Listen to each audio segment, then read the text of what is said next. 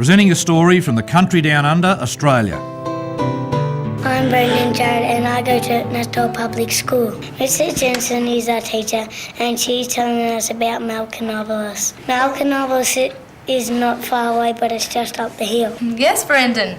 Mount Canobolas is the hill, but it used to be a lot bigger than it is now. It used to be a really active volcano. That was about 13 million years ago, and it was always blowing its top and pouring lava, the molten rock from inside its crater, down the sides of the mountain, and then this solidified into hard rock. Wind and rain has continually worn away the volcanic rock, and with the climate we have around here, it's made the area ideally suited to the growing of grapes and the production of cool climate wines. Justin and I selected an area 25 kilometres from the Central West city of Orange on the Cargo Road. The country round here is about 850 metres above sea level. It gets pretty cold in the winter, so our white geese and snow-covered fields are often part of the landscape. The Jarretts are your average rural family, and they enjoy the simple things of life, just like many families around the world. Mum and Dad bought this place because they really liked what was around here.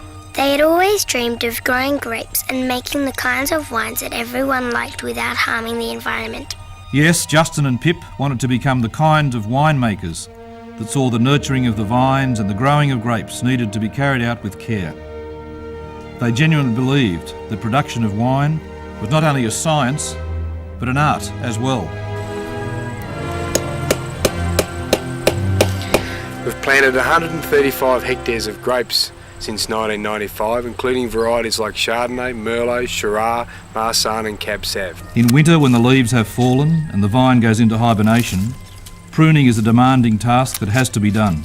Accurately carried out, this practice stimulates new growth, so that when spring arrives and the average daily temperature rises above 10 degrees Celsius, the sap in the vine starts to surge upwards, creating the new growth which is called budburst. When testing reveals the correct levels for grape sugar and acid, picking begins. For the Jarretts of Orange Premium label, they gently hand-pick all varieties because this ensures them the greatest opportunity of getting the full flavour of the grape into the bottle. Because of these delicate flavours, they pack them into smaller 10-kilo crates for transporting to the winery. Meet contract winemaker Chris Jarretts.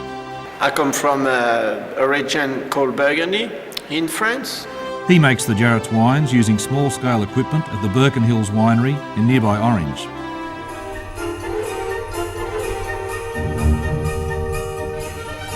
Before crushing them to enable the stalks to be separated from the juice and the skins. The juice and the skins of the reds are fed off into a stainless steel tank.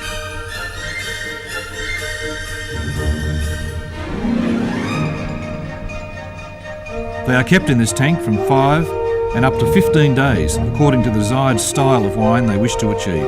The acidity or pH is checked carefully. Fermentation is the process during which the grape sugars change into alcohol.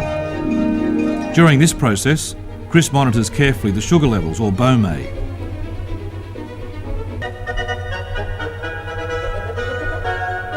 After the necessary time has elapsed, the juice and skins are pressed to separate the solids from the liquid.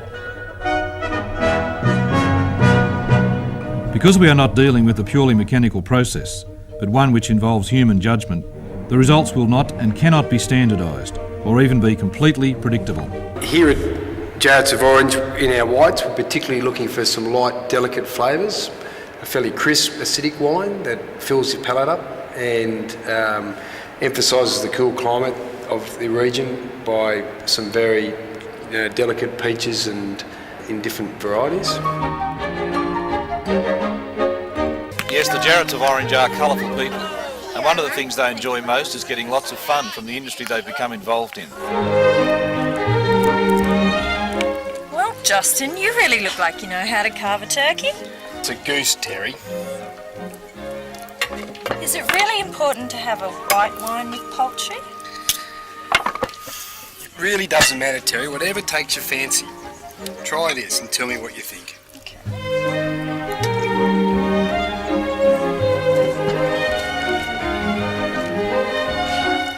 That's a nice red wine. A nice red? Come on, you can do better than that. Really, Justin, what do you want me to do? Sound like a food and wine critic? It's a bold little number with a hint of sophistication and lacking in pretension. And how's your nose for a cool grown aroma? Consistent with industry practice around the world, wine competitions are no exception in Australia. I announce that Jarretts of Orange have produced 2 stunning debut wines, winning a silver and a bronze medal. As well, they have picked up the trophy for Best Chardonnay in the show. Congratulations. Today, more and more quality eating houses are now serving Jarretts of Orange superb Australian wines. From the soil and the rain comes a strong